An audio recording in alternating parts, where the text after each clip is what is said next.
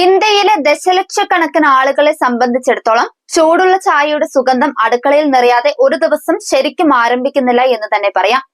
അത് ഏലക്ക അല്ലെങ്കിൽ ഇഞ്ചി എന്നിവ ചേർത്ത് സ്വാദുള്ളതാക്കിയാലും ലളിതമായി വെച്ചാലും ചായ ദൈനംദിന ജീവിതത്തിന്റെ അവിഭാജ്യ ഘടകം തന്നെയാണ്, സംശയമൊന്നുമില്ല. എന്നാൽ എത്ര കപ്പ് ചായ ഒരാൾക്ക് ഒരു ദിവസം കുടിക്കാം?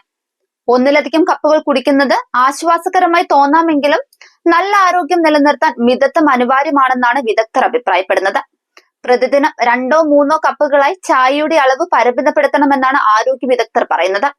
ഇതിലും കൂടുതൽ കുടിക്കുന്നത് ചിലപ്പോൾ അസിഡിറ്റി, ദഹനക്കുറവ് അല്ലെങ്കിൽ പോഷകങ്ങളുടെ ആഗിരണത്തെ തടസ്സപ്പെടുത്തൽ എന്നിവയ്ക്കും കാരണമായേക്കാം. ചായ മനസ്സിന് ശാന്തത നൽകുമെങ്കിലും എല്ലാവർക്കും അധിക ഉപയോഗം ശുപാർശ ചെയ്യുന്ന ഒന്നല്ല. രാവിലെ വെറും വയറ്റിൽ ചായയോ കാപ്പിയോ കുടിക്കരുതെന്നും പറയുന്നുണ്ട്. പകരം ഒരു ഫ്രൂട്ട് കഴിച്ച് ദിവസം തുടങ്ങിയാൽ അതായിരിക്കും ചായയേക്കാൾ ആരോഗ്യത്തിന് നല്ലത്.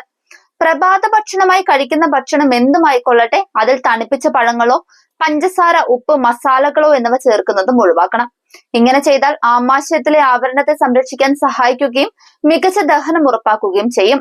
നേരത്തെ തന്നെ മുഴുവൻ പ്രഭാത ഭക്ഷണവും കഴിക്കാൻ കഴിയാത്തവർക്ക് ചായ കുടിക്കുന്നതിന് മുമ്പ് ഒരു ലഘുവായ പഴം കഴിക്കുന്നത് സുരക്ഷിതമായ ഒരു ബദലാണ്.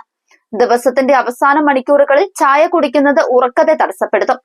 ഉറക്കക്കുറവ് ഒഴിവാക്കാൻ വൈകുന്നേരം 4 മണിക്ക് ശേഷം ചായ ഒഴിവാക്കാനാണ് വിദഗ്ധർ നിർദ്ദേശിക്കുന്ന കാര്യം. ചായ ഭക്ഷണത്തിന് പകരമാകരുത്, മറിച്ച് ഭക്ഷണത്തിന് പൂരകമാവണം.